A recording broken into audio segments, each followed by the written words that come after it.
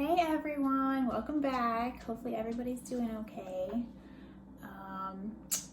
Okay, let's dive into the next book. For this next one, I chose Free Cyntoia. If you watch a lot of news like I do, you probably know who she is, or you've at least heard her story or part of her story.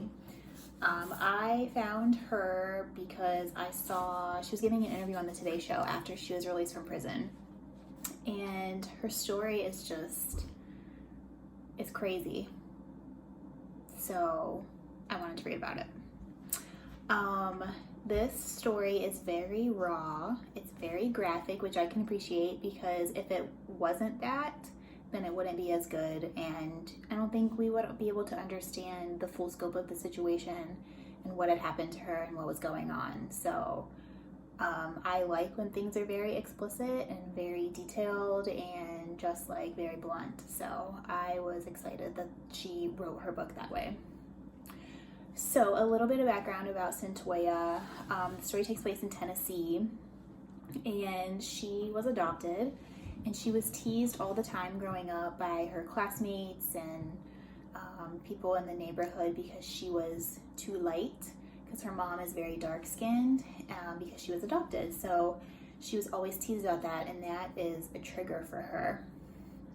Her birth mom had her when she was just 16 years old, and she was a drug addict and a prostitute, and she just couldn't take care of her, so this other family adopted her.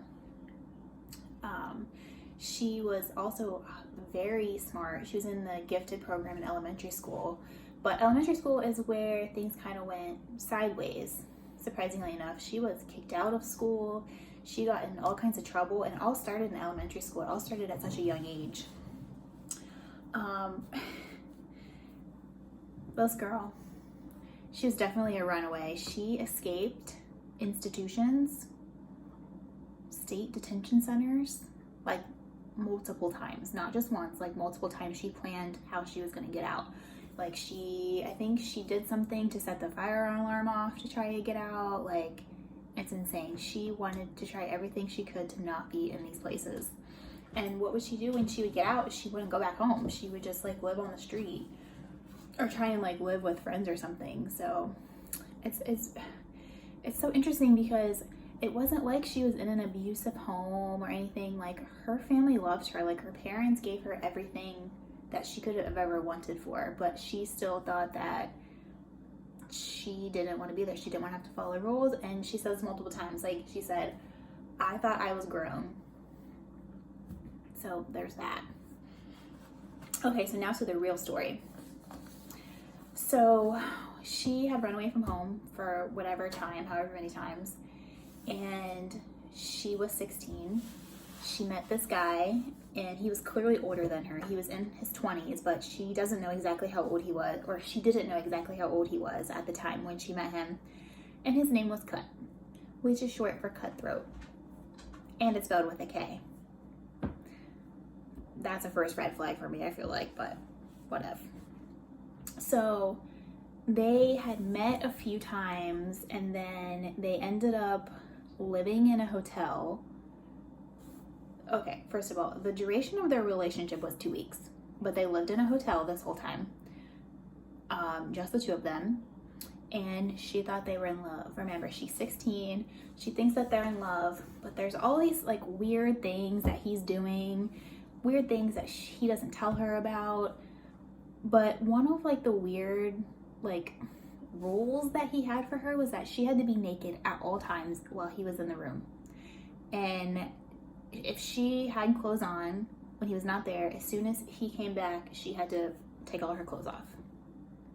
And she thought that that was kind of normal. What?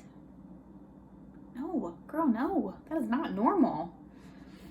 But anyway, all she wanted to do was make this guy happy. And she could see that he was clearly motivated by money. Now, she's 16, and so she had been having sex before this relationship, like with just random people.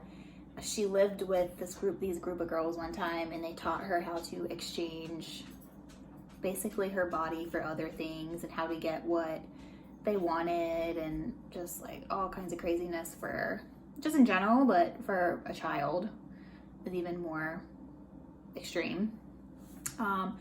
So okay, back to Cut. He had his friend come over at one time, and he kept saying,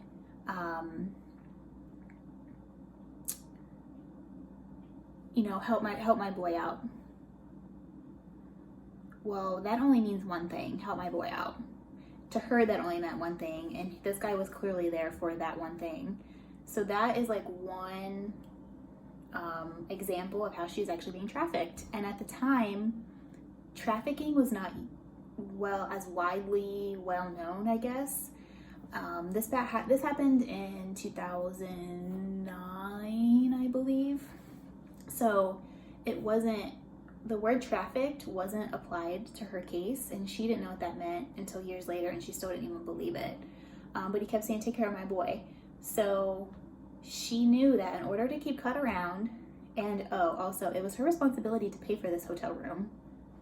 And to pay for the hotel room, she had to have sex with him because he was going to pay her. And that money she didn't see. It went straight to Cut to pay for the room. Right. Okay. So, back to the word trafficking. At the time of her trial, she was actually labeled a child prostitute. And she goes on to say later, and in interviews, like, there is no such thing as a child prostitute. Who wants to do that? But that's a whole other situation. Anyway, okay, back to the story.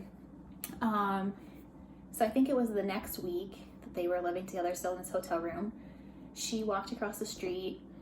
This guy stopped, saw her, picked her up, took her back to his house, which was strange anyway, just to go back to his house and not go to the room or right there in the car.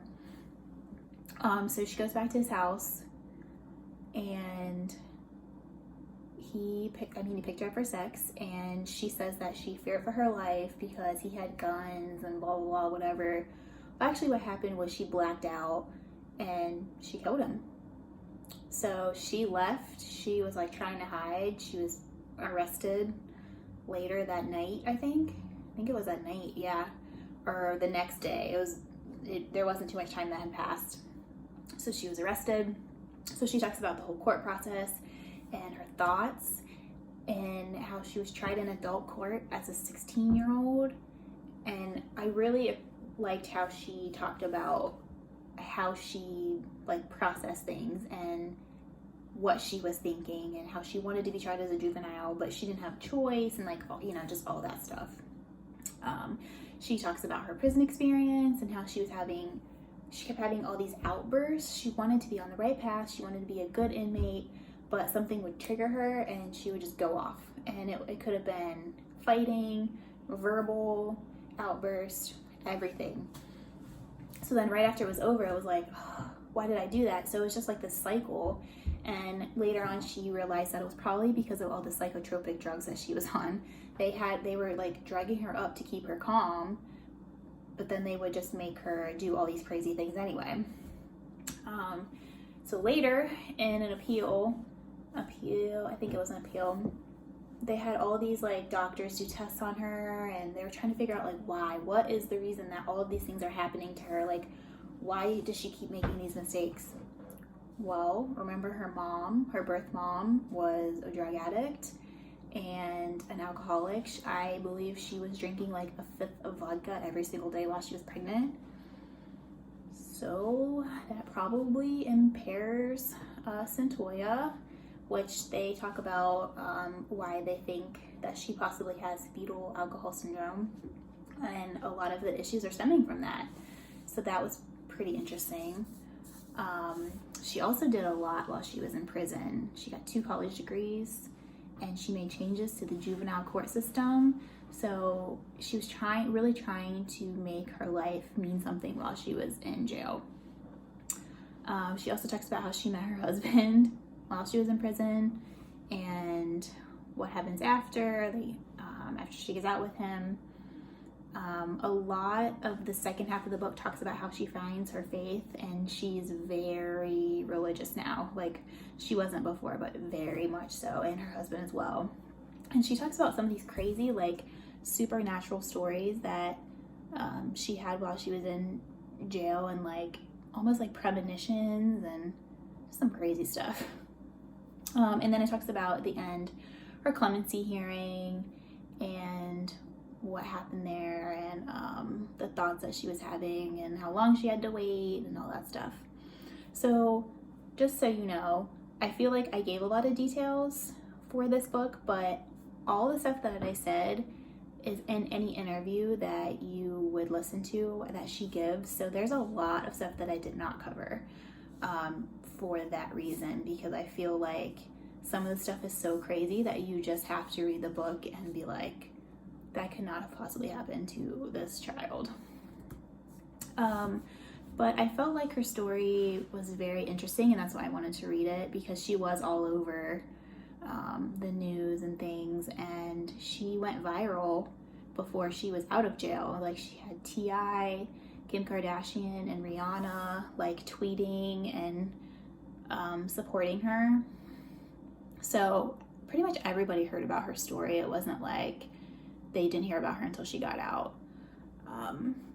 At first, I felt like the book was a little forced, like how she said things. It just seemed like she was never taking responsibility for anything that she did. And I was like, at one point, I was like, oh my gosh, I don't know if I can keep reading this, because she always said that she was the victim and she didn't know why. Like, why is everybody against me? And I was like, come on. But as the book progresses, it doesn't have that feel, and I think a lot of that is explained. Yeah, okay. I want to know what you guys think if you read it, so leave a comment and let me know what your thoughts are, because I thought this book was so good.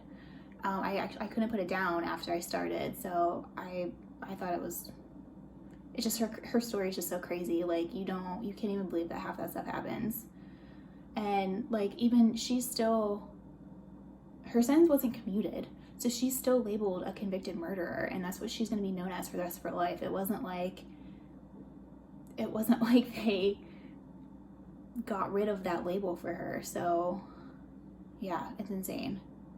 Okay, well, if you like this video, go ahead and give me a thumbs up, and don't forget to subscribe. And thanks for watching. I'll see you next time.